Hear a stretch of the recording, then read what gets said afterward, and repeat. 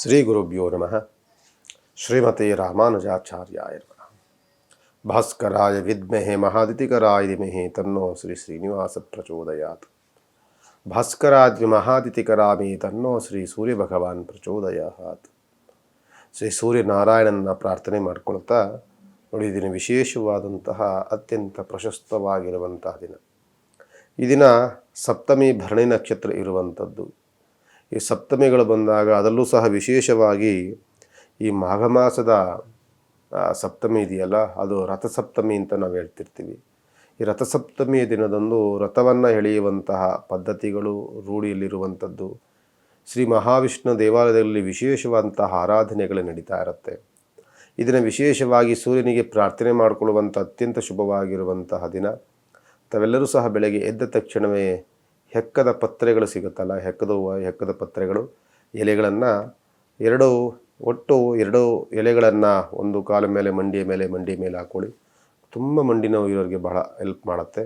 ಜೊತೆಯಲ್ಲಿ ಒಂದು ಹೊಟ್ಟೆಯ ಮೇಲೆ, ಎರಡು ಭುಜದ ಮೇಲೆ, ಒಂದು ಶಿರಸ್ಸಿನ ಮೇಲೆ, ಎರಡು ಪಾದಗಳನ್ನು ಜೋಡಿಸಿಟ್ಟು ಅದರ ಮೇಲೆ ಒಂದು ಒಟ್ಟು 7 ಎಲೆಗಳನ್ನು ಇಟ್ಕೊಂಡು ಸ್ನಾನ ಮಾಡೋದ್ರಿಂದ ರಥಸಪ್ತಮಿಯಿಂದ ವಿಶೇಷವಾದಂತಹ ಆರೋಗ್ಯ ವೃದ್ಧಿ ಆಗುತ್ತೆ ಅಂತ ಹೇಳ್ತೇವೆ. ಇದನ್ನು ಯಾರಾದರೂ ಚಿಕ್ಕ ಮಕ್ಕಳು ಇರ್ತವೆ, ಎಳೆಯ ಮಕ್ಕಳು, ಹುಟ್ಟಿರುವಂಥ ಎಳೆಯ ಮಕ್ಕಳು, ನಾನು ಹೇಳುವಂಥದ್ದು 1 ವರ್ಷದ ಒಳಗಿರುವಂತಹ ಎಳೆಯ ಮಕ್ಕಳನ್ನು ಬೆಳಗ್ಗೆ ಪ್ರಾತಃ ಕಾಲದ ಎಳೆಯ ಬಿಸಿನಲ್ಲಿ ಈ ದಿನ ನಾಳೆ ಇವತ್ತು ಇಟ್ಕೊಳ್ಬೇಕಾಗ್ತದೆ. ಇಟ್ಕೊಂಡಾಗ ಆರೋಗ್ಯದಲ್ಲಿ ಸಣ್ಣ ಪುಟ್ಟ ಚರ್ಮದ ಕಾಯಿಲೆಗಳು, ಆರೋಗ್ಯದಲ್ಲಿ ಸಣ್ಣ ಪುಟ್ಟ ವ್ಯತ್ಯಾಸಗಳಿದ್ದರೂ ಸಹ ಚೆನ್ನಾಗಿ ವೃದ್ಧಿ ಆಗುತ್ತೆ ಅಂತ ಶಾಸ್ತ್ರ ಹೇಳುತ್ತೆ. ಅದರಿಂದ ಎಲ್ಲವೂ ಸಹ ಇದನ್ನು ಉಪಯೋಗಿಸ್ಕೊಳ್ಳಿ ಅಂತ ಹೇಳ್ತಾ, ಇದನ್ನು ವಿಶೇಷವಾದಂತಹ ಸಂಚಿಕೆ ಇರುತ್ತೆ. ಇದನ್ನು ನೋಡಿ, ಮೇಷರಾಶಿಯವರಿಗೆ ಅತ್ಯಂತ ಲಾಭದಾಯಕ ಮತ್ತು ತುಂಬ ತೃಪ್ತಿದಾಯಕವಾಗಿರುವಂಥದ್ದು. ಧಾರ್ಮಿಕ ವಿಚಾರದಲ್ಲಿ ತುಂಬ ಆಸಕ್ತರಾಗಿರುವಂಥದ್ದು, ವ್ಯವಹಾರದಲ್ಲಿ ತುಂಬ ಪ್ರಗತಿಯನ್ನು ಕಾಣುವಂಥದ್ದು, ನಾವು ಅಂದುಕೊಂಡಂಥ ಕೆಲಸಗಳೆಲ್ಲವೂ ಸಹ ಕೈಗೂಡುವಂತಹ ಒಂದು ಶುಭ ದಿನಗಳು ಇದು ನಿಮ್ಮದಾಗಿರುತ್ತೆ. ವೃಷಭ ರಾಶಿಯವರಿಗೆ ಹಣಕಾಸಿನ ಅನುಕೂಲ ಹೇರಳವಾಗುತ್ತೆ. ಜೊತೆಯಲ್ಲಿ ನಿಮಗೆ ಯಾವುದಾದ್ರೂ ಕೋರ್ಟು ಕಚೇರಿಗಳಿದ್ದರೆ ಮತ್ತು ಯಾವುದಾದ್ರೂ ನ್ಯಾಯಾಲಯಕ್ಕೆ ಸಂಬಂಧಪಟ್ಟಂತಿದ್ದರೆ, ಇದೆಲ್ಲವೂ ಸಹ ಸರ್ಕಾರಿ ಕೆಲಸಗಳಲ್ಲಿ ಏನಾದರೂ ಕೆಲಸಗಳಾಗಬೇಕು ಅಂತಂದರೆ ಇದನ್ನು ತುಂಬ ಅನುಕೂಲಗಳನ್ನು ಮಾಡಿಕೊಡ್ತದೆ. ಜೊತೆಯಲ್ಲಿ ಬ್ಯಾಂಕಿನ ವ್ಯವಹಾರದಲ್ಲೂ ಸಹ ತುಂಬ ಪ್ರಗತಿಯನ್ನು ಕಾಣುವಂತಹ ವಾತಾವರಣ ವೃಷಭ ರಾಶಿಯವರಿಗಿರುತ್ತೆ. ಮಿಥುನ ರಾಶಿಯವರಿಗೆ ಮನಸ್ಸಿನ ತುಂಬ ಒಂದು ಸಂತೋಷ ಸಂಭ್ರಮದಲ್ಲಿರುವಂತಹ ವಾತಾವರಣ ಸೃಷ್ಟಿಯಾಗುತ್ತೆ. ಹಣಕಾಸಿನ ಅನುಕೂಲವಾಗುತ್ತೆ. ಕುಟುಂಬದಲ್ಲಿ ಸೌಖ್ಯವಿರುತ್ತೆ. ಒಂದು ಹೊಸದಾದಂತಹ ಏನಾದರೂ ಯೋಜನೆಗಳು, ಹೊಸದಾದಂಥ ಏನಾದರೂ ಪ್ರಯತ್ನಗಳಲ್ಲಿ ತುಂಬ ಸಫಲತೆಯನ್ನು ಕಾಣುವಂತಹ ಶುಭ ದಿನ ಮಿಥುನ ರಾಶಿಯವರಿಗಿರುತ್ತೆ. ಕರ್ಕಾಟಕ ರಾಶಿಯವರಿಗೂ ಸಹ ನಿಮ್ಮ ಮನಸ್ಸಿನ ನೋವುಗಳೆಲ್ಲವೂ ಸಹ ದೂರವಾಗುವಂಥ ಸಮಯ ಭಾಳ ಹತ್ತಿರದಲ್ಲಿ ಬಂದಿದೆ. ಕೋಪವು ಶಮನವಾಗಿದೆ. ಆರೋಗ್ಯದಲ್ಲಿ ತುಂಬ ಚೇತರಿಕೆ ಆಗಿದೆ. ನಿಮ್ಮ ಕಷ್ಟಗಳಿಗೆ ನೆರವಾಗುವಂತಹ ಬಂಧು ಬಾಂಧವರು, ಸ್ನೇಹಿತರು ನಿಮಗೆ ದೊರಕುವಂತಹ ವಾತಾವರಣಗಳು ನಿರ್ಮಾಣವಾಗುತ್ತೆ. ತುಂಬ ಪ್ರಶಸ್ತವಾಗಿರುತ್ತೆ. ನಂತರದಲ್ಲಿ ಸಿಂಹರಾಶಿಯವರಿಗೆ ತುಂಬ ಆರೋಗ್ಯ ತುಂಬ ಚೆನ್ನಾಗಾಗುತ್ತೆ. ವ್ಯವಹಾರದಲ್ಲಿ ತುಂಬ ಪ್ರಗತಿಯನ್ನು ಕಾಣ್ತೀವಿ. ಕೋರ್ಟು ಕಚೇರಿಗಳಿದ್ದರೆ ಮತ್ತು ವಿಶೇಷವಾಗಿ ಈ ಬೆಳೆಯನ್ನು ಬೆಳೆಯುವಂಥವರು, ಅಂದರೆ ಏನಾದರೂ ನೀವು ತರಕಾರಿಗಳನ್ನು, ಹೂಗಳನ್ನು ಮತ್ತು ಬೇರೆ ಬೇರೆ ಪದಾರ್ಥಗಳನ್ನು ಬೆಳೆಯುವಂತಹ ರೈತಾಪಿ ವರ್ಗದವರಿದ್ದರೆ ತುಂಬ ದೊಡ್ಡ ಮಟ್ಟದ ಲಾಭದಾಯಕ ಸಿಂಹರಾಶಿಯವರಿಗಿರುತ್ತೆ. ವ್ಯಾಪಾರದಲ್ಲಿದ್ದರೆ ಬಟ್ಟೆ ಬಿಸ್ನೆಸ್ವರೆಗೂ ತುಂಬ ಲಾಭದಾಯಕ ಸಿಗುವಂಥದ್ದು ಸಿಂಹರಾಶಿಯವರಿಗಿರುತ್ತೆ. ಮತ್ತು ಕನ್ಯರಾಶಿಯವರಿಗೆ ಆರೋಗ್ಯದಲ್ಲಿ ಸಣ್ಣ ಪುಟ್ಟ ವ್ಯತ್ಯಾಸಗಳು, ಸ್ವಲ್ಪ ವ್ಯವಹಾರದಲ್ಲಿ ಮಾಡೋಕ್ಕೋದಾಗ ಸಣ್ಣ ಪುಟ್ಟ ಅಡೆತಡೆಗಳಿರುತ್ತೆ. ಅದನ್ನು ಬಿಟ್ಟರೆ ಶುಭ ಕಾರ್ಯಗಳಲ್ಲಿ ಸ್ವಲ್ಪ ಅಡೆತಡೆಗಳು, ಅದನ್ನು ಬಿಟ್ಟರೆ ಮಿಕ್ಕಿದೆಲ್ಲವೂ ಸಹ ನೀವು ಮಾಡ್ಕೊಳ್ಬೋದು. ಸ್ವಲ್ಪ ಮನಸ್ಸಿಗೆ ಏನೇನು ಮಾಡೋಕ್ಕೋದು ಸ್ವಲ್ಪ ಅಡೆತಡೆಗಳಾಗ್ತಾಯಿದೆ, ಬೇಸರವಾಗ್ತಿದೆ, ಏನೂ ಕೈಗೂಡೋದಿಲ್ಲ ಅನ್ನುವಂತಹ ಬೇಸರದ ವಾತಾವರಣ ಬೇಡ. ಮರಳಿ ಪ್ರಯತ್ನವನ್ನು ಮಾಡಬೇಕು. ಜೊತೆಯಲ್ಲಿ ಭಗವಂತನ ಪ್ರಾರ್ಥನೆಗಳನ್ನು ಮಾಡಬೇಕು. ನಿಮಗೆ ಜನ್ಮದಲ್ಲಿರುವಂಥದ್ದು ಕೇತು ಬಹಳ ದೋಷದಲ್ಲಿರುತ್ತೆ. ಅದಕ್ಕೋಸ್ಕರವಾಗಿ ನಿಮಗೆ ಎಲ್ಲಿ ಗಣಪತಿ ದೇವಸ್ಥಾನ ಸಿಗುತ್ತೆ, ಎಲ್ಲಿ ನಿಮಗೆ ದುರ್ಗಾ ಪರಮೇಶ್ವರಿ ದೇವಸ್ಥಾನ ಸಿಗುತ್ತೆ, ತಪ್ಪದೇ ಹೋಗಿ ಒಂದು ಪ್ರಾರ್ಥನೆ ಮಾಡ್ಕೊಂಡು ಬನ್ನಿ. ತುಂಬ ಅನುಕೂಲತೆಗಳನ್ನು ಮಾಡ್ಕೊಳ್ತಾನೆ. ಇನ್ನು ತುಲಾರಾಶಿಯವರಿಗೆ ವ್ಯವಹಾರದಲ್ಲಿ ಪ್ರಗತಿ ಇದೆ. ಕೋರ್ಟು ಕಚೇರಿಗಳಲ್ಲಿ ತುಂಬ ಲಾಭದಾಯಕವಾಗಿರುವಂಥದ್ದು. ಸರ್ಕಾರಿ ಕೆಲಸಕ್ಕೆ ಮನ್ನಣೆ ಸಿಗುತ್ತೆ. ಮದುವೆ ಮುಂಜಿಗಳು ತುಂಬ ಅನುಕೂಲಗಳಾಗುತ್ತೆ. ಮತ್ತು ಇಷ್ಟಾರ್ಥಗಳೆಲ್ಲವೂ ಸಿದ್ಧಿಯಾಗುವಂಥದ್ದು, ಹೊಸ ಯೋಜನೆಗಳ ಬಗ್ಗೆ ಚಿಂತನೆಯನ್ನು ಮಾಡುವಂಥದ್ದು ತುಲಾರಾಶಿಯವರಿಗೆ ಅತ್ಯಂತ ಲಾಭದಾಯಕವಾಗುತ್ತೆ.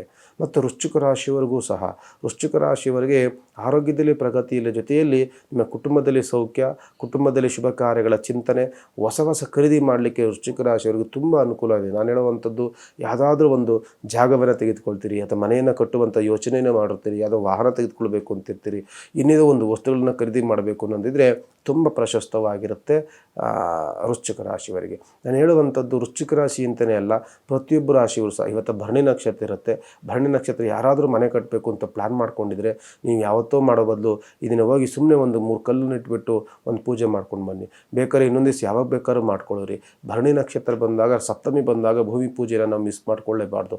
ಇದನ್ನು ಬೋರ್ವೆಲ್ ತೆಗೆದರೂ ಸಹ ತುಂಬ ನಿಮಗೆ ನೀರು ಸಿಗುವಂತಹ ವಾತಾವರಣ ಇವತ್ತು ಜಲಲಗ್ನದಲ್ಲಿ ಕೂಡಿರುವಂಥದ್ದು ತುಂಬ ಚೆನ್ನಾಗಿರುತ್ತೆ ಅಂತ ಹೇಳ್ತಾ, ಜೊತೆಯಲ್ಲಿ ಧನುಸ್ಸು ರಾಶಿಯವರಿಗೆ, ಧನುಸ್ಸು ರಾಶಿಯವರೆಗೂ ಸಹ ಓದುವಂಥ ಮಕ್ಕಳಿಗೆ, ಬಿಸ್ನೆಸ್ಸಲ್ಲಿರುವಂಥವರಿಗೆ ಮತ್ತು ರೈತಾಪಿ ವರ್ಗದವರಿಗೆ, ಮತ್ತು ಟ್ರಾವೆಲ್ಸ್ ಬಿಸ್ನೆಸ್ಸು, ಹೋಟೆಲ್ ಬಿಸ್ನೆಸ್, ಎಲ್ರಿಗೂ ಸಹ ಧನುಸ್ಸು ರಾಶಿಯವರಿಗೆ ತುಂಬ ಲಾಭದಾಯಕ. ನಿಮ್ಮ ಸ್ವಲ್ಪ ಪ್ರಯತ್ನದಲ್ಲಿ ದೊಡ್ಡ ಮಟ್ಟದ ಲಾಭ ಸಿಗುವಂಥದ್ದು, ಹಣಕಾಸಿನ ಅನುಕೂಲಗಳು, ಕುಟುಂಬದಲ್ಲಿ ಸೌಖ್ಯದ ವಾತಾವರಣ, ಒಂದು ತೃಪ್ತಿಯಾದಂತಹ ವಾತಾವರಣ ಅಂತೂ ನಿಮಗೆ ತುಂಬ ಚೆನ್ನಾಗಿರುತ್ತೆ. ಮತ್ತು ಮಕರ ರಾಶಿಯವರಿಗೆ ಸ್ವಲ್ಪ ಆರೋಗ್ಯದಲ್ಲಿ ಕಿರಿಕಿರಿ ಆಗ್ತಿತ್ತು, ಮುಂದೆ ಹೋಗ್ತಾ ಹೋಗ್ತಾ ಆರೋಗ್ಯದಲ್ಲಿ ತುಂಬ ಚೇತರಿಕೆ ಆಗ್ತಿದೆ. ಹಣಕಾಸಿನಲ್ಲಿ ತುಂಬ ದುಂದು ವೆಚ್ಚಗಳಾಗಿತ್ತು, ಅದೆಲ್ಲವೂ ಸಹ ನಮಗೆ ಹಿಡಿತಕ್ಕೆ ಬಂದಿದೆ. ಸ್ವಲ್ಪ ಹಣಕಾಸಿನ ಅನುಕೂಲತೆಗಳು ಆಗ್ತಿದೆ.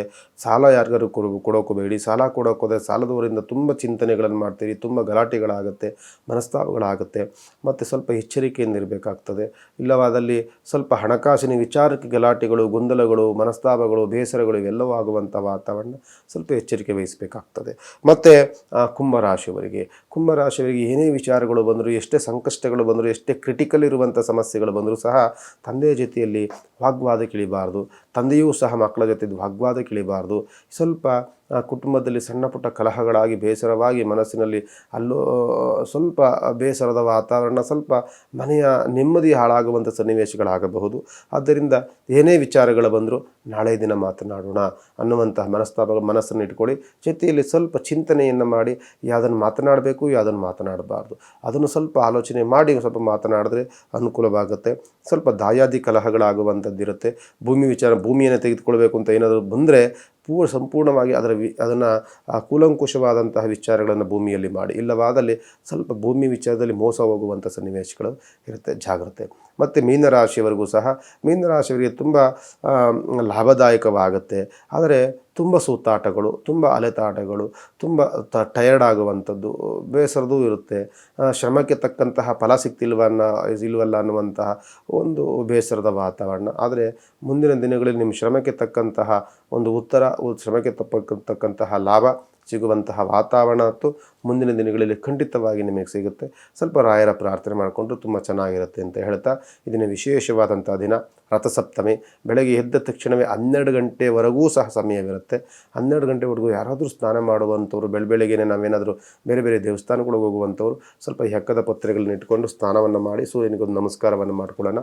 ಸೂರ್ಯ ಭಗವಂತ, ಆರೋಗ್ಯಕಾರಕನಾದಂತಹ ಸೂರ್ಯ ಭಗವಂತ ನಮ್ಮೆಲ್ಲರೂ ಸಹ ಆರೋಗ್ಯವನ್ನು ಚೆನ್ನಾಗಿ ಕಾಪಾಡಲಿ, ವೃದ್ಧಿಗೊಳಿಸಲಿ ಅಂತ ಪ್ರಾರ್ಥನೆ ಮಾಡ್ಕೊಳ್ತಾ ಈ ದಿನದ ಕಾರ್ಯಕ್ರಮವನ್ನು ಮುಕ್ತಾಯಗೊಳಿಸ್ತೇವೆ. ನಮಸ್ಕಾರ.